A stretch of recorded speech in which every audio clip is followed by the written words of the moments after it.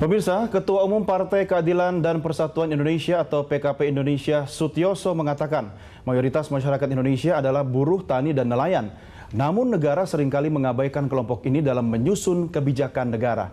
Karena itu PKP Indonesia ingin mengangkat kembali peran mereka sebagai kekuatan ekonomi bangsa.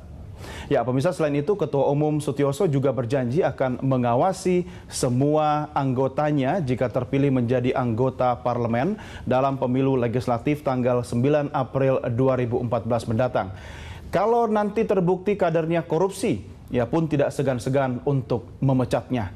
Mampukah PKP Indonesia mewujudkan semua itu mengingat hasil beberapa lembaga survei menyebutkan elektabilitas partai ini sangat memprihatinkan. Lalu apa sebenarnya yang menjadi kekuatan PKP Indonesia? Kita langsung membahasnya bersama Nasir Nawawi, Korwil dari Partai Keadilan dan Persatuan Indonesia untuk wilayah Sumatera, dan juga Arya Fernandes, pengamat politik dari Carta Politika. Selamat malam Bapak-Bapak sekalian. Malam. Pak Nawawi, Pak Nasir, Anda berjuang habis-habisan nyampe ke studio ya. Tapi perjuangan Anda belum selesai. Perjuangan Anda di 9 April nanti, Pak. Hasil survei mengatakan kondisi partai Anda memprihatinkan. Gimana Pak menanggapi ini, Pak? Saya kira itu menurut kami itu anehnya aja. Kenapa, Pak? Karena begini, kita melihat bahwa bangsa Indonesia kan cukup besar kayak jumlahnya, hampir 250 juta jiwa. Sedangkan survei itu hanya mengambil sampling sekitar ya 1.500. Kan jadi aneh aja. Karena begini, Pak. PKP Indonesia ini dulu aja itu 0,9%. Nah, itu kita harus ingat. Itu ya tanpa ada pergerakan apapun. Kemudian sekarang PKP Indonesia itu bergabung dengan PKP Indonesia ada 16 partai. 16 partai yang ikut. Kalau kita jumlahkan perolehan dari 16 partai itu 6,7%. Oke. Itu 6,7%. Totalnya. Ya, itu. Kemudian satu lagi, PKP Indonesia ini mempunyai anggota dewan ya lebih kurang aslinya itu 285 orang. Dengan adanya penggabungan partai itu sekarang anggota dewan kita dari tingkat 1 maupun tingkat 2 itu ada lebih kurang 500. Jadi ini suatu hal yang aneh aja. Hasil fusi ya? Ya. Hasil penggabungan ya? Ya, penggabungan. Dan itu aktual, kenyataan, bukan hanya sekedar teori atau apa itu. Artinya Anda tidak percaya hasil survei yang ada sekarang ini? Ya, itu kami sih, kami tidak anggap ya survei, silahkan aja mensurvei, tapi kami itu tidak mengganggu dengan kami. Saya kasih contoh lagi. Itu setiap anggota legislatif, itu kan incumbent sekarang yang kami.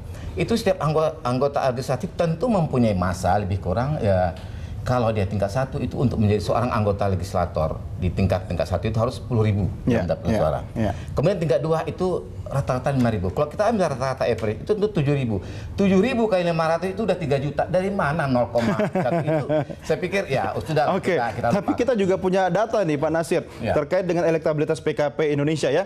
Kita akan lihat dulu data berikut ini.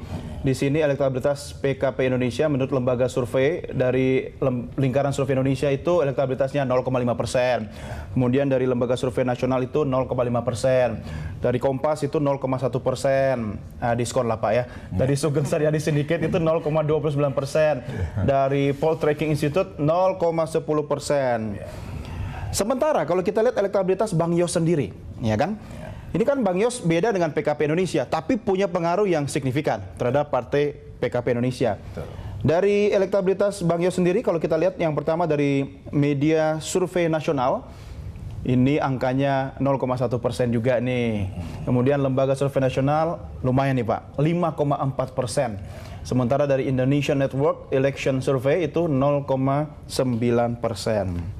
Oke, Mas Arya, komentar Anda dulu Mas, melihat data-data tadi. Bagi saya, cara yang terbaik untuk mempredik bagaimana perolehan suara partai adalah melihat sejarah. Salah satu instrumen yang bisa digunakan adalah melihat sejarah elektoral partai, mulai dari 99 sampai di 2009. Dan hasilnya menunjukkan memang PKP Indonesia tidak pernah sampai 1,5%. Pada pemilu 99 mereka mendapat sekitar 1%, kemudian di 2004 dapat 1,2%, dan 2009 dapat 0,9%. Itu fakta sejarah? Itu sejarah elektoral, data empiris, data real gitu ya. Nah sekarang tentu ilmu pengetahuan terus berkembang. Betul. Dan cara yang terbaik untuk memprediksi siapa yang berpeluang untuk memenangi pemilu dan bagaimana nasib partai-partai ini tentu melalui survei. Betul. Dan survei secara ilmiah sudah terbukti ampuh untuk prediksi. Mas Arya, survei kan juga terus berkembang metodologinya atau cara pengumpulan datanya. Tapi partai kan juga punya waktu selama 10 tahun lebih untuk berkembang. Anda melihat tidak PKP Indonesia selama kurun waktu 10 tahun terakhir ini juga berkembang sebenarnya? Kalau kita lihat sejarah elektoralnya, mungkin ada pengembangan massa ya. Masanya, karena bergabungnya partai-partai lain. Pilihan orang untuk mencoblos itu di 2009 hanya 0,9. Nah, kalau kemudian memang kata Pak Nasir tadi ada 16 partai yang bergabung, itu tidak kemudian logikanya membacanya apa mereka akan coblos PKPI. Bisa saja masanya akan mencoblos partai lain gitu ya. Atau partai yang berbasis yang sama dengan PKPI gitu ya. Tidak ada jaminan mereka akan coblos PKPI gitu. Karena kan tidak ada instrumen yang ampuh untuk memantau kader atau massa yang liar ini. Nah, jadi saya kira memang ini tantangan yang sangat berat bagi PKPI untuk bisa tembus angka parliamentary threshold yang 3,5% gitu. Jadi memang untuk PT agak berat ya. Basisnya di mana Pak kebanyakan? Kita itu yang kuat tuh di Aceh, Sumatera Utara, NTT, Sulawesi.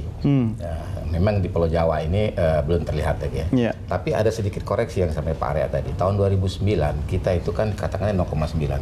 Pernah pada saat pertama itu pada saat quick count itu di Kompas sempat keluar kita 2,6%. Nggak tahu kok tiba-tiba nggak ada angin nggak ada hujan jadi 0,9 akhirnya. Oh, salah ketik itu Pak. Walau itu ya tapi sudahlah ini. Itu biasa Pak. Itu kan ada petugas di situ yang harus insert data gitu kan.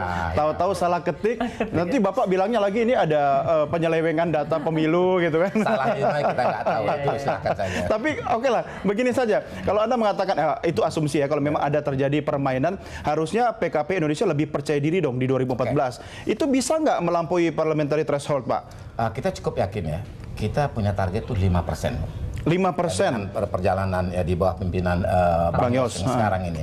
Karena kita di samping menjual partai, ya tentu seperti yang Anda katakan tadi bahwa Bang Yos itu lebih famous daripada partai itu sendiri. Iya. Jadi itu salah satu. Tapi bahaya juga loh Pak, kalau tokohnya lebih terkenal daripada partainya. Mesin partai bisa nggak berjalan dengan baik dong Pak? Itu saya pikir pendapat Anda silahkan. Kenyataan tidak seperti itu. Oke, kita akan bahas di segmen berikutnya lagi ya Bapak sekalian ya. Pemirsa tetap bersama kami segera kembali.